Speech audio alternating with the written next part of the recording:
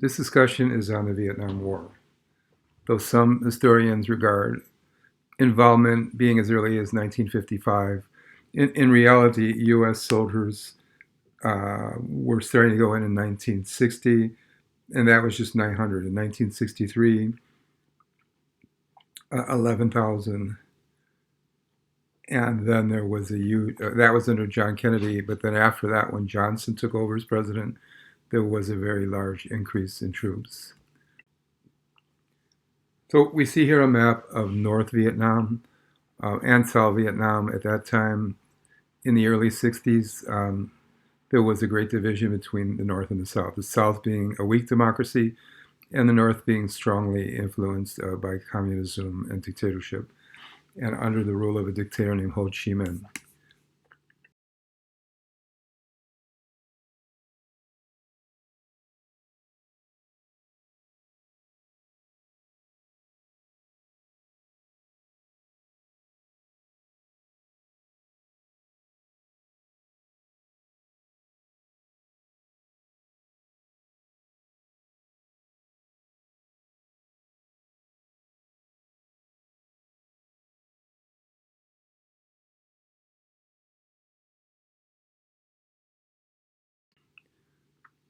See another map here of the North Vietnam in peach color. Getting equipment, war equipment, weapons, and soldiers to assist them in the invasion of South Vietnam. So the war escalated in 1963 and 64, and that's in your textbook on 725. But then after Johnson took over, there was a tremendous increase in troops sent to fight in Vietnam. The book has it 1965, over 150,000. And by 1968, 500,000 soldiers were sent there. We see some pictures. This was very difficult terrain to fight in for American soldiers being sent there. And the draft began. So many soldiers were going there who had been forcibly drafted into the army to go fight in Vietnam. And it was very controversial. There's nothing like World War II. In general, most people did not want to go and fight in this war. So by 1968, hundreds of thousands of American soldiers were fighting in Vietnam, and they were in the South, and they were fighting against the North Vietnamese invasion. So one of the bright spots of this really dark war was the USO tours that would visit and entertain troops in an otherwise very dismal situation. Here's a photo of a famous entertainer and comedian, Bob Hope, who was the most famous at the time for going to Vietnam and entertaining the troops. Another picture of Hope entertaining the troops. He would travel from base to base, sometimes right in quite dangerous enemy territory. We see here another shot of entertainers. That's Anne Margaret. And on the right, with the peace sign, which was a big sign in the 60s. So these entertainers, I guess they were a bright spot for many of these men who were going to go off and fight in the jungles. Another shot of this traveling USO tour.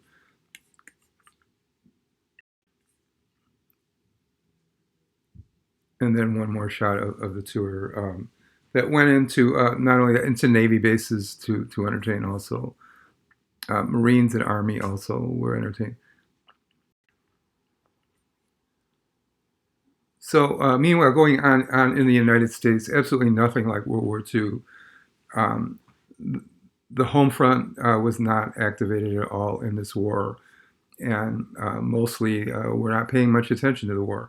But there was a large increase in international contributions to film and music in the United States, and and much more wider scope of entertainment in the 60s that had been at any time before. Here you see the Beatles, which were very famous in the United States, but they're a British rock group, and there was the British rock craze during the 60s. Yet here you see westerns that were made in Italy and Spain called spaghetti westerns, hundreds and hundreds. Actually, 600 of these were made in the 60s, and many were played in the United States. But they had Spanish actors and Italian actors, and Italian directors and Spanish directors. And many of them were dubbed into English, or some of the characters would be English speaking. But they were very popular, which really changed from California being the center of movie making. Now the world was kind of contributing to United States entertainment. And all of this going on, this big boom and this kind of golden uh, age of film, another golden age of film, had British horror films being played in the United States. As called, Hammer Production was the main British horror company, and they were received much acclaim in their films. Just one of these British films with an American actor who had was from Britain, Christopher Lee. He was really an international actor. So really, in the United States, still you had all this entertainment um, and interest. Again, this film is based on a British character, James Bond, and this became a famous film franchise, the James Bond series. This is Goldfinger. It's still in a very famous series of films.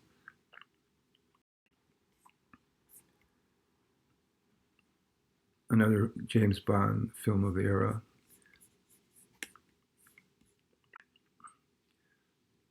Television was booming at the time too, with comedy shows such as the Andy Griffith Show and many others.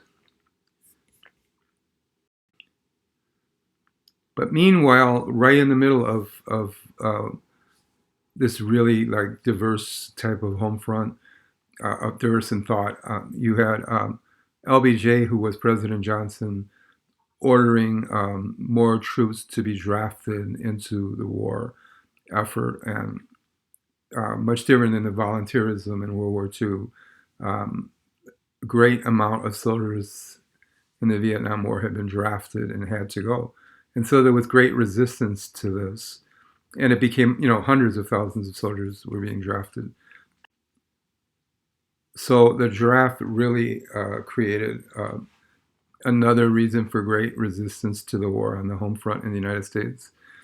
And college students who were of age to go into the war, as well as others, were protesting. Hell no, don't go, what was meaning resist the draft. Many people started running and away to avoid being sent to fight, and many men went to Canada, where they could be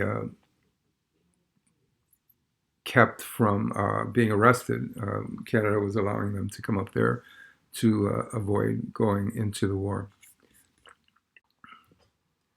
So here we go. The protests were going all over the country then in the late 60s, especially by 1968. Here you see the term you hear sometimes called hippies, referring with the 60s. A certain group of young people who had a certain fashion style were called hippies, and they would frequently be uh, given the peace sign here for peace. It even became like a cultural trend at the time to be a hippie, not just a protester of the war. It was a cultural trend, and the VW Volkswagen was one of the emblems of this hippie idea. Here you see later the Scooby Doo just was copying off the 60s Volkswagen van, which many people see the cartoon won't know it. We know it. We know it now. So the president was Lyndon B. Johnson, who really was responsible for the escalation of the war. And his great plan to eliminate poverty, that's in the textbook that's talked about, um, for Medicare and the war on poverty, was really being sidelined by the war, and his unpopularity grew. So here you see another map picture. You can see how China is hugely involved by supporting the North, whereas the United States was shipping soldiers from thousands and thousands of miles away to go fight. So right there was a tremendous disadvantage in the war. And then this picture is just representative of the type of terrain soldiers were being uh, sent into these remote areas, hot jungle areas with mosquitoes and disease, and fighting soldiers who were used to living in that terrain, the North Vietnamese and the Viet Cong from the North, grew up in that situation. Hamburger Hill was one of the battles that has a catchy name, but it was a violent battle during the Vietnam War, one of so many in which U.S. soldiers were killed or injured. And then helicopters were the main form of transportation, not tanks at all, or not jeeps. So the helicopters would take the soldiers to fight against the North Vietnamese, Viet Cong, or NVA regulars, and would be dropped off, and then later would be rescued if they were in bad situation. But it led to much death and injury. Another shot here of a hill.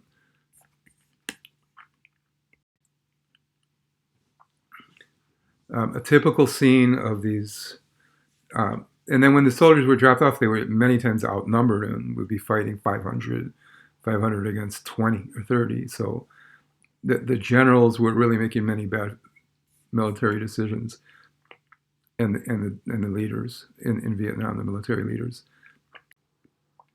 Meanwhile, in the home front, as the 60, here you see in 1968, the Democrat convention, where it says the National Guard versus the hippies, are at the Conrad Hilton in Chicago. And those protests at the Democrat convention against Johnson, because the young people blamed Johnson for the war, and he had escalated the war, turned into riots, very bad riots between the between the protesters and the police. And the police were very violent in their response also to the rioters. So a lot of violence came from both directions. I actually, was very young at this time, but I do remember some of it as I was growing up in this. Here you see students protesting at Kent State, and some were confused with violent protesters, and some nonviolent students were shot by accident, but they were killed by the National Guard. And so 4 students were killed at Kent State. Students slain, which was all over the headlines. Meanwhile, soldiers that were taken prisoner were being sent to places like the Hanoi Hilton, which was a nickname for one of the worst North Vietnam prisons. And there have been books written about missing in action soldiers, as well as the brutal POW camps that U.S. soldiers were sent to when they were captured by the communist North Vietnamese. Additionally, now as in the late 60s, now the war was dragging on now for almost 10 years. The famous Woodstock Festival. And this brought young people from all across the country to Woodstock, New York, to watch a music festival of rock and roll performers from across the world who had visited. But it was a gigantic festival. That last picture was a film made of it. That would be Santana performing here. There were many many famous groups from the era. And that's a film, a documentary made about the Woodstock Music Festival. So after Richard Nixon became president, because Johnson had to withdraw and did not run again due to the war, Richard Nixon then at that time promised to end the war, but it took him 4 years to do so. And you see a draft lottery here, which really was going to draft people according to their birthday. Well, now when the war started, I was 8, but then I became 18 and I was eligible for the draft. And what do you know? My birthday came up first. Um, so by the time I was 18, now I'm thinking I'm going to be going to the war.